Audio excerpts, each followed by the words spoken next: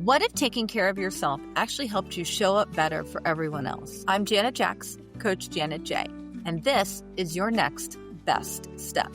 This podcast is about real doable shifts that help you breathe easier and move forward one step at a time. If you've been carrying the weight of too much for too long and waiting for things to calm down before you start caring for yourself, this is your sign. The time is now. Let's begin where you are. You were made for more than just surviving.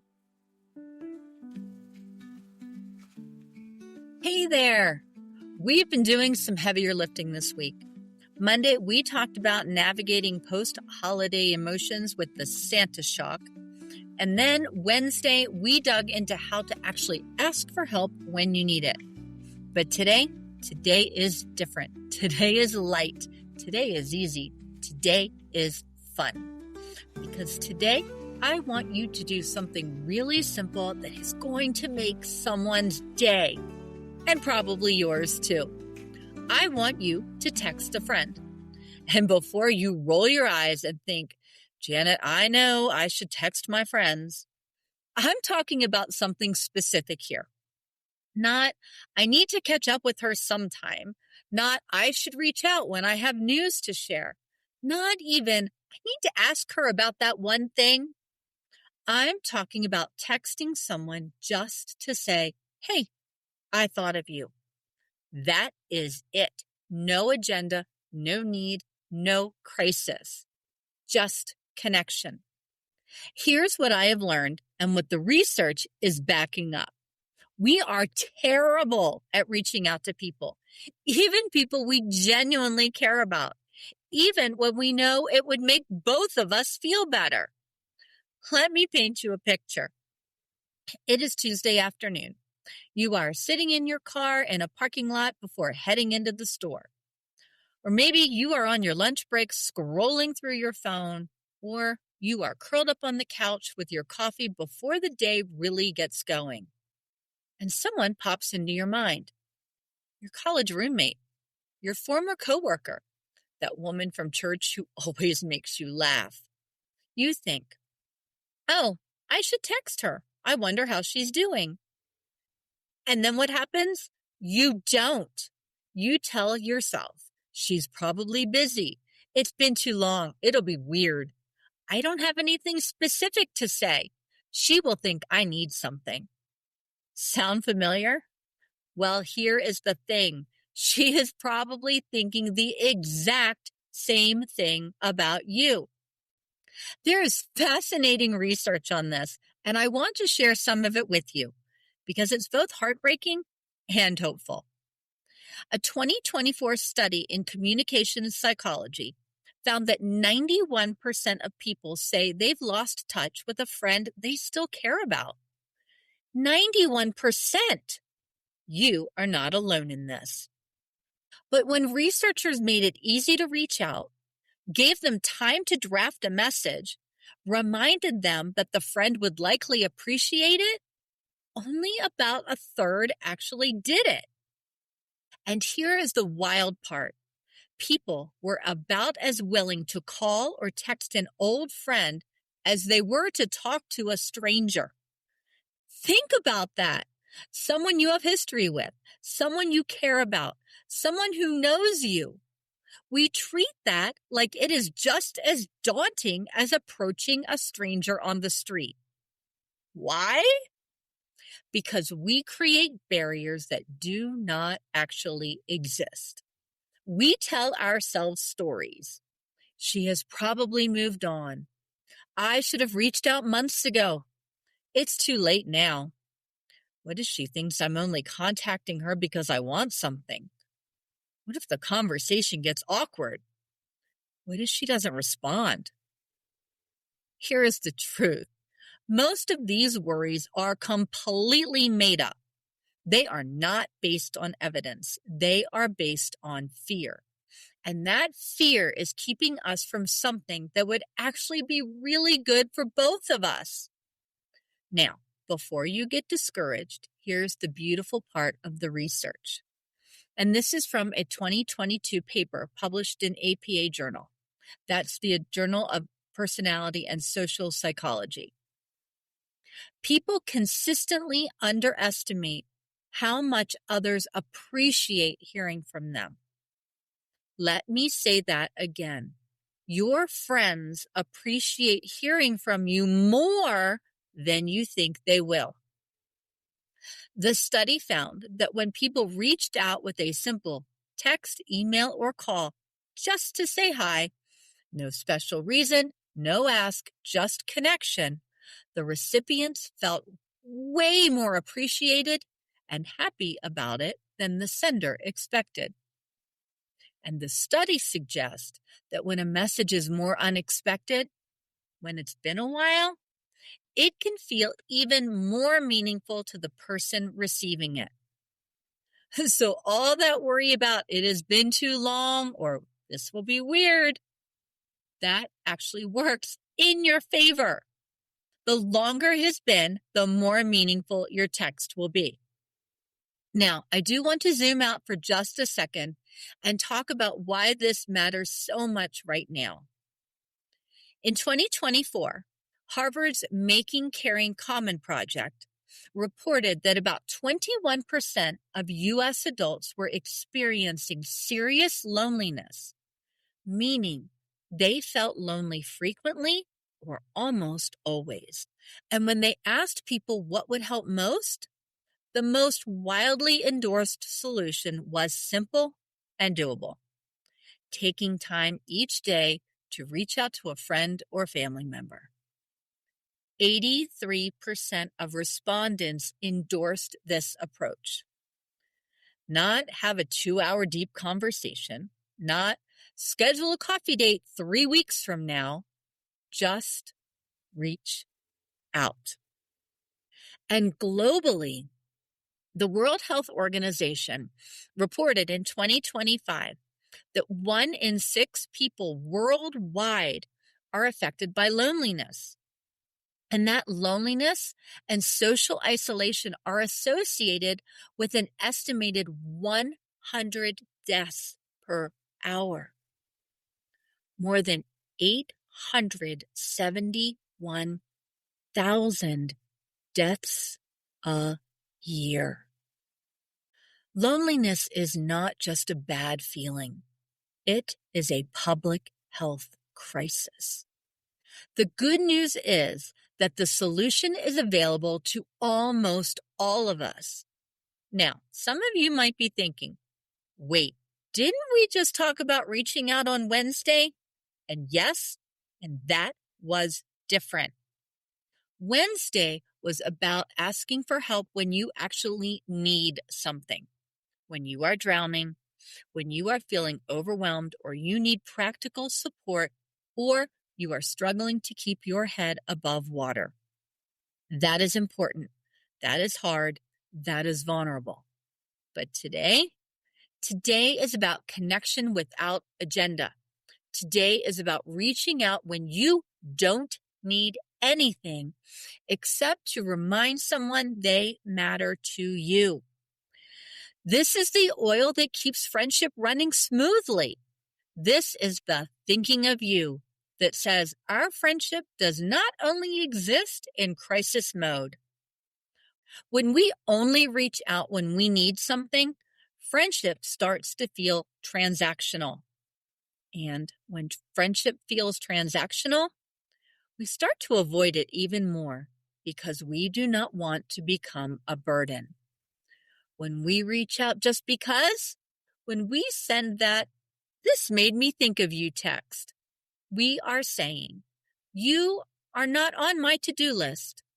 You are someone I enjoy, someone I value, someone who brings something good to my life just by existing. And listen, this is not some new age concept.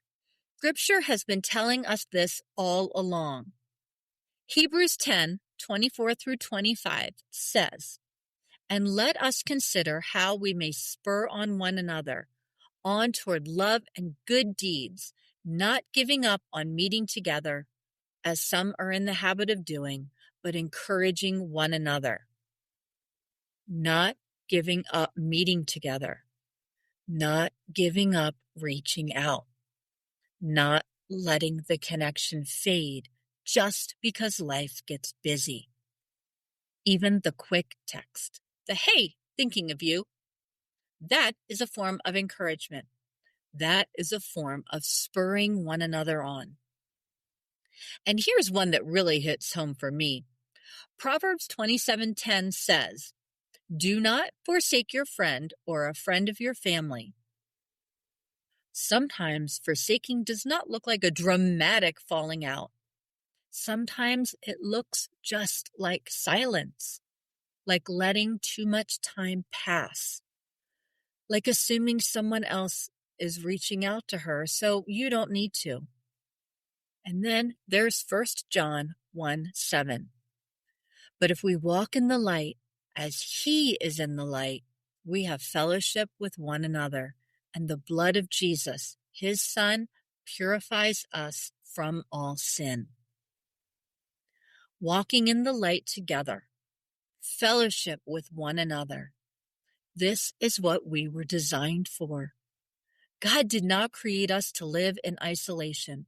He created us for connection, for community, for showing up for each other. So let's talk about how this simple act, this one little text, affects your whole health.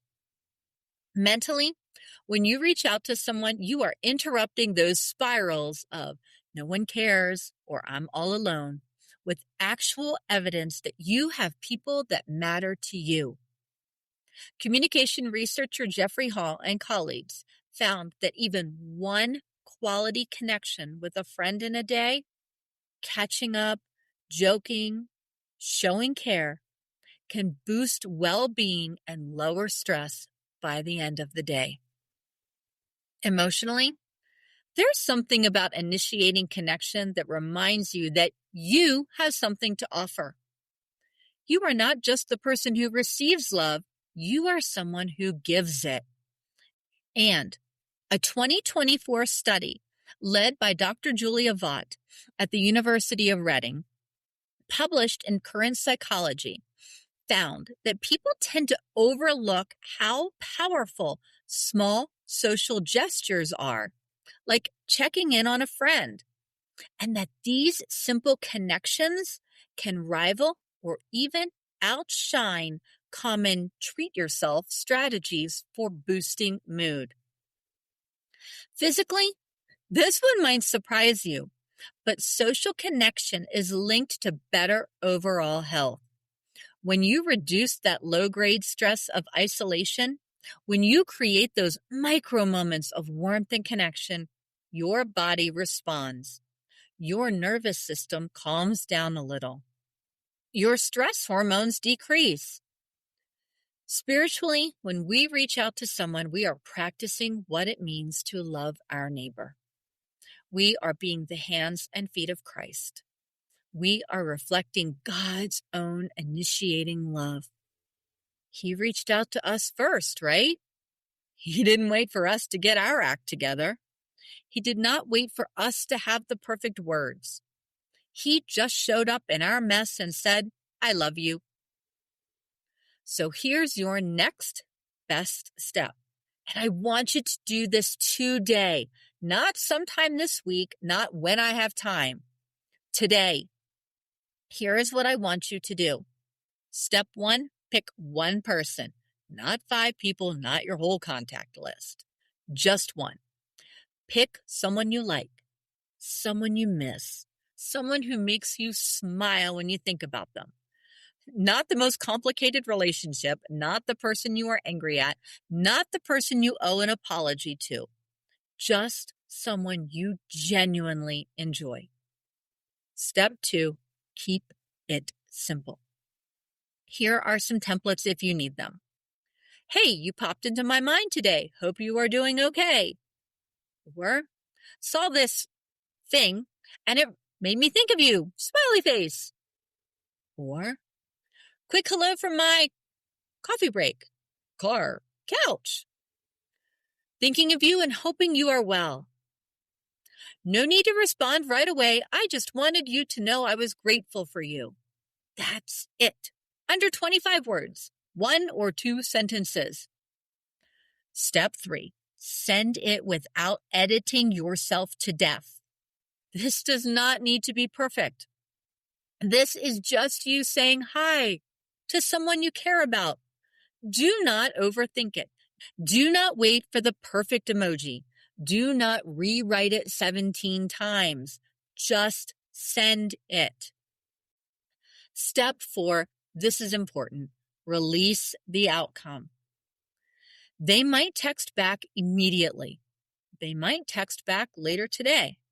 They might text back next week. They might not text back at all. And that's okay too. This is not about getting something back. This is about giving something. This is about being the kind of person who reaches out, who initiates. Do not let fear or awkwardness or overthinking keep you from connection. And if you're still sitting there thinking, but Janet, what if they think I'm weird? Or what if they don't want to hear from me? Let me gently remind you of the research. They will appreciate it more than you think. And even when it feels a tiny bit awkward at first, that is okay. Awkward is better than alone. Connection is better than isolation. Reaching out is better than staying silent. Before we wrap up, I want to acknowledge something. Some of you are listening to this and loneliness is hitting you hard right now. You are thinking, I don't even know who I would text. I do not have anyone. If that is you, I see you, I hear you, and I want you to know you are not invisible. You are not forgotten. Here is what I want to invite you to do. Start where you are. Maybe today you do not have that close friend to text, but maybe you can smile at someone at the grocery store. Maybe you can say thank you to the barista that took your order and actually look her in the eye. Maybe you can leave an encouraging comment on someone's social media post. These are micro connections, little moments that research shows actually do make a difference in how connected we feel. And if you want to connect, you can find me on Instagram at Janet J. Jacks or even Facebook at Coach Janet J. I would love to hear from you. You are not alone on this journey. Here is what I want you to remember from today. Connection does not require a crisis. It does not require profound conversation. It does not require hours of your time. Sometimes it just requires you to say, hey, I was thinking about you. That is enough. That counts. That matters. Before you put your phone down after this episode, ask God to bring one person to mind, just one, and then send that text. Your next best step does not have to be complicated. Sometimes it's just about showing up for someone else in the smallest, simplest way. All right, you've got your next step. Small, doable, and real. If this inspired you, make sure to grab your free 5-minute daily reset at yournextbeststep.com. It's my gift to help you pause the chaos and reconnect with what matters most. Be sure to subscribe. And if someone came to mind while you listened, please share this with them. Remember, you are seen, you are known, and you matter. Be kind to yourself along the way. You are making real change, one step at a time.